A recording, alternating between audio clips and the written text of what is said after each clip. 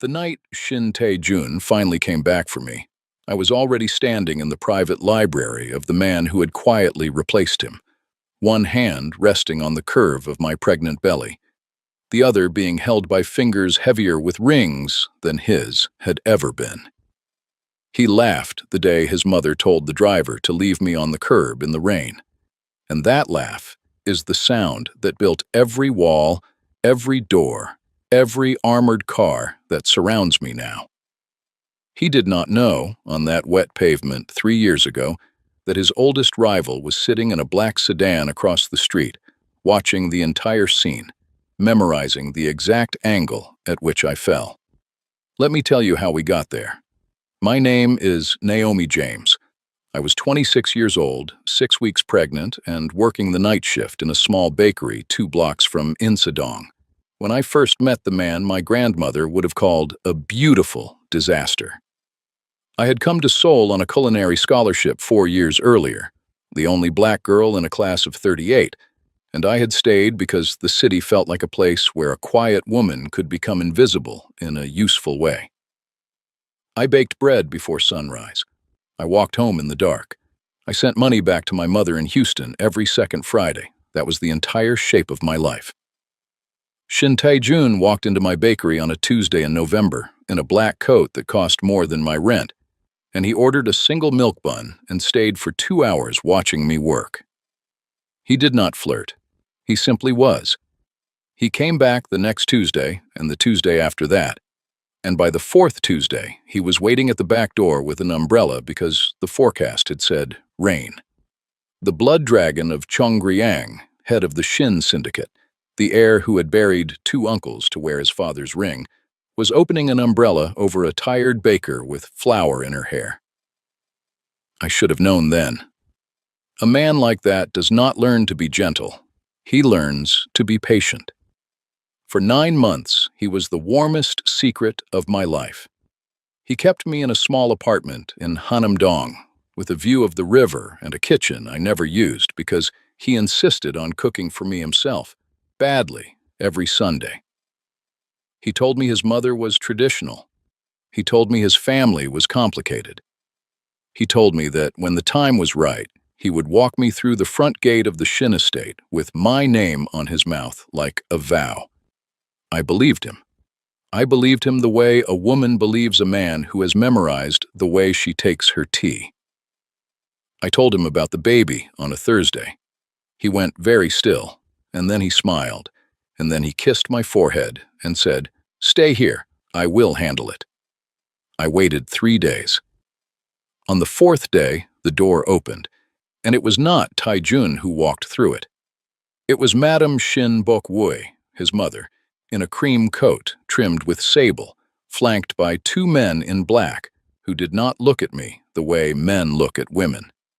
They looked at me the way men look at furniture that needs to be moved. She sat down at my kitchen table without being invited. She did not take off her gloves.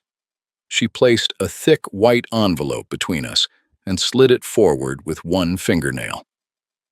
"There is enough in there to disappear nicely," she said. "There is enough in there to raise it, if you must. Somewhere my son will never see it. There is enough in there to forget his name." I did not touch the envelope. I told her, in the careful Korean I had spent 4 years learning, that I loved her son and that I was not for sale. She tilted her head. She studied me the way a jeweler studies a stone that has turned out to be glass. "A girl like you," she said, very softly, very kindly, the way you would speak to a small, confused animal. "A girl like you really thought you were going to be a Shin." And then she stood up, and she walked to the door. And on her way out, she said one more thing to the men in black. "Take her things, put her on the street. Do it now, while it is still raining. He needs to see what he was playing with." They were efficient. They were not cruel with their hands, only with the speed of it. My suitcase was thrown onto the curb. My coat was thrown after it. My phone, which had Tae-jun's number in it, was crushed under a heel I did not see. And then they left, and I was sitting on a wet sidewalk in Hanam-dong in November, with a child inside me, and rain in my hair, and a single white envelope I had refused to open, lying in the gutter like a leaf. Taejun came. That is the part I have never told anyone. He came 20 minutes later in his black car, and he rolled the window down, and he looked at me, sitting on my suitcase in the rain, and he laughed. Not loud, not joyful, worse than both. It was the laugh of a man who has just been handed proof that his mother was right, and that his life would be simpler now. It was the laugh of a man choosing his name over mine. He rolled the window back up. The car drove away. Across the street, in a different black car, another man had been watching the entire time. I did not see him get out. I only felt the rain stop hitting my shoulders and looked up and saw a tall figure holding a black umbrella over me without saying a word. He did not introduce himself. He did not ask me what had happened. He simply crouched down on the wet pavement so that his face was level with mine, and he said, very quietly in English, "There is a car. There is a warm house. There is an old woman who will be angry with both of us if you sit here any longer. Will you come?" It was not a question. It was a door being opened. His name was Kwon Dae-oh. He was the heir of the Eastern Syndicate, the cold prince of Gangnam, the man whose territory had pressed against Shin Tae-jun's for 15 years, without a single bullet being fired, because both fathers had agreed long ago that war was bad for business. He was Tae-jun's oldest rival. He was also, I would learn later, the man Tae-jun had been most afraid of since they were boys at the same boarding school in Daegu, because Dae-oh had always been quieter, and quieter men remember longer. The car ride was 9 minutes. He did not speak. He passed me a folded handkerchief that smelled faintly of cedar. He turned the heat up without asking. When I started to cry, silently, with my face turned to the window, he did not look. He simply reached across the seat and placed his coat over my knees. That was the first kindness I had received in 72 hours, and it broke me open more thoroughly than anything Madam Shin had said. The house was in the hills above the city, hidden behind a wall of pine. He led me through a courtyard, through a low wooden door, into a kitchen lit by a single lamp, where an old woman was already standing at the counter, stirring a pot of rice porridge, as though she had been told to expect me hours ago. "This is Mama Yoon," he said, "my grandmother. She runs this house. She runs me. She will run you, too, if you let her." Mama Yoon did not look up from her pot. She pointed at a stool. "Sit." She ladled porridge into a bowl with ginger and scallion floating on top. She set it down in front of me with a spoon. "Eat. You already decided to trust us on that pavement, child. Eat." I ate. I do not remember finishing. I remember waking the next morning in a guest room I did not recognize, with a blanket tucked around me that I had not pulled up, and a glass of water by my hand that I had not poured. That is how I came to live, very quietly, in the house of the man my child's father feared. The first month, I did not speak much. I slept. I ate Mama Yoon's porridge at 9 in the morning and her short rib stew at 7 in the evening. I walked the garden in the afternoons, where the camellias were just beginning to bud, and I felt the baby move for the first time on a Wednesday, alone, under a persimmon tree. And I did not cry because there was no one I could have told who would have understood. Kwon Dae-oh did not push. He simply was. He left for the office before I woke. He came home after I had gone to bed. On the weekends, he sat in the library with the door open, reading contracts in 3 languages, and he never once asked me to come in, which is why, on the 4th Saturday, I did. He looked up. He did not smile. He simply moved the second armchair closer to the lamp without saying a word, and I sat down across from him, and we read in the same silence for 2 hours. And when I stood up to leave, he said, "Tomorrow, at this time, if you want." It was the closest thing to a courtship I had ever experienced, and it was conducted entirely in the language of furniture being moved. The microbeats began to accumulate. He set the table on the nights Mama Yoon was tired, without being asked. I learned, by the third week, how he took his coffee, and I made it that way one morning before either of us had spoken, and he looked at the cup for a long moment before he picked it up, and I understood that I had done something to him that words could not have done. He moved the kettle off the heat before it whistled because I was sleeping. He took my coat from my shoulders one evening before I had realized I was cold.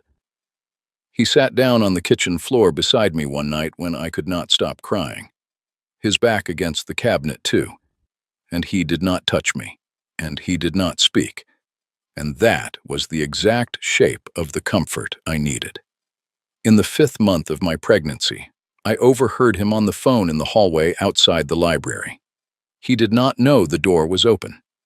He was speaking to someone whose name I did not catch, in the low, even tone he used for business, and I heard him say it as plainly as if he were ordering a car. She is under this roof. That means she is under my protection. Her word is my word. Her safety is your only priority. Her displeasure is mine. Anyone who moves against her moves against me. Make sure Shin understands. Make sure his mother understands twice.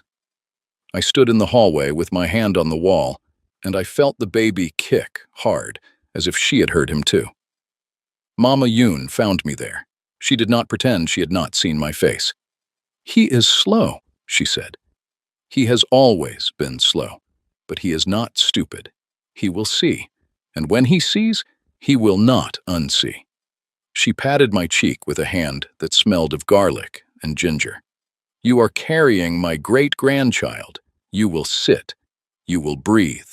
The world can wait." The world did not wait long.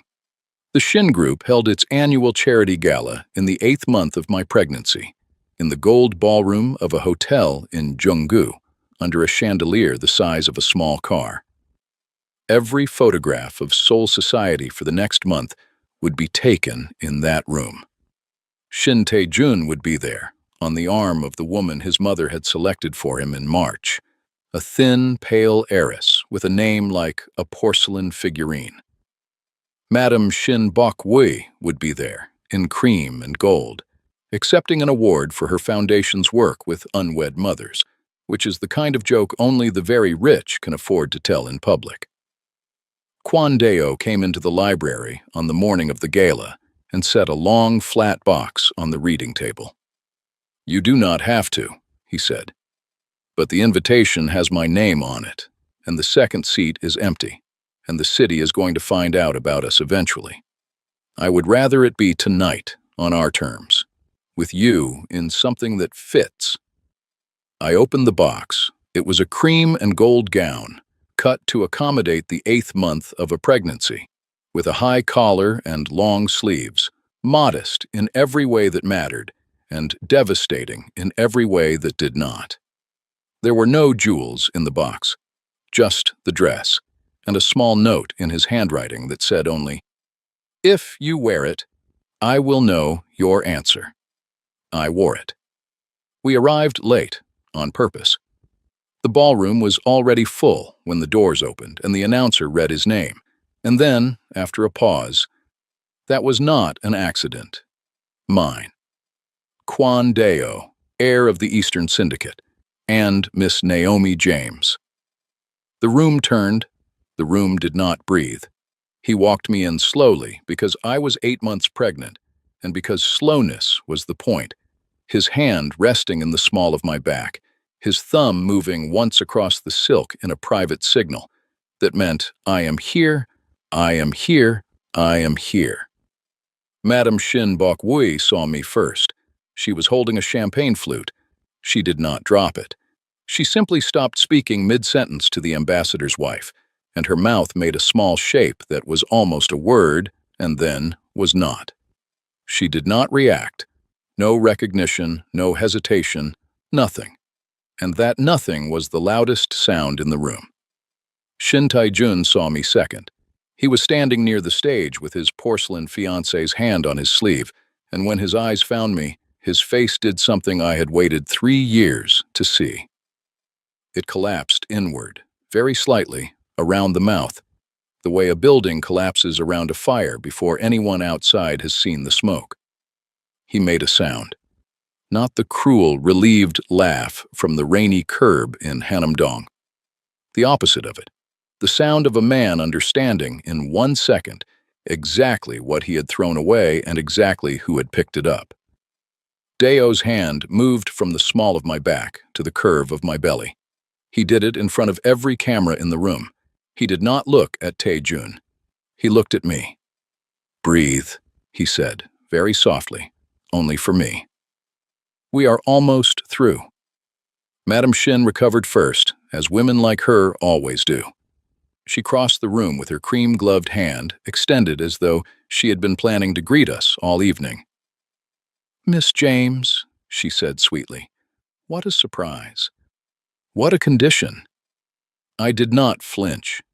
I smiled the way Mama Yoon had taught me to smile at people who were already losing.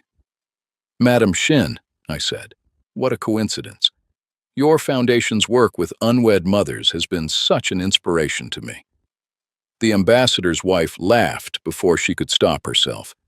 Madam Shin's face did not move, but something behind her eyes did, and I watched her understand that the room had heard me, and that the room had chosen. Daeo stepped forward. He did not raise his voice. He did not have to. "For the avoidance of confusion," he said, to Madam Shin, to Tae-jun, to the cameras, to the city. "Miss James is the mother of my child, and the woman I intend to marry. Anyone who moves against her moves against me. Anyone who has moved against her in the past will be considered to have moved against me then. I trust the families in this room will adjust their calendars accordingly." The silence that followed was not the silence of shock. It was the silence of 100 powerful people recalculating in real time which side of a wall they had been standing on. Madam Shin set her champagne flute down on a passing tray with a hand that was not quite steady. Shin Tae-jun did not move at all. He simply accepted it, the way a man accepts a verdict he has already been served in his own mind. We left before dessert. In the car, Daeo did not speak for a long time. Then he reached across the seat and took my hand and placed it, with his on top of it, on my belly. And he said, "Marry me on Saturday. Mama Yoon has been planning it since November. She will be insufferable if you say no." I said yes in the language of furniture being moved. I leaned my head on his shoulder, and I did not lift it again until we were home. Our daughter was born 3 weeks later in a private wing of a hospital in Seongbuk-dong at 4 in the morning, with Daeo's tattooed hand resting on the curve of my belly until the very last push, and Mama Yoon shouting instructions at the nursing staff in a Korean so old half of them did not understand it. When they placed her on my chest, Daeo did something I had never seen him do. He cried, silently. One tear, then another, then a third, and then he wiped his face with the back of his wrist and bent down and pressed his forehead to our daughter's forehead and said, in a voice so low I almost missed it, "Mine now, mine to keep." Mama Yoon stood at the foot of the bed with her arms folded. She turned to the head nurse. "I knew from the morning she made the porridge," she said, as though concluding an argument that had been running for 9 months. "I told you. I told all of you. Write it down. Here is what I know now that I did not know when I was sitting on a wet curb in Hanamdong with a crushed phone and a refused envelope in the gutter. Love does not arrive loudly. It arrives the way a coat is laid across your knees in a moving car. The men who laugh when you are at your lowest are not powerful. They are only relieved, And a relief like that is the cheapest emotion a human being can feel.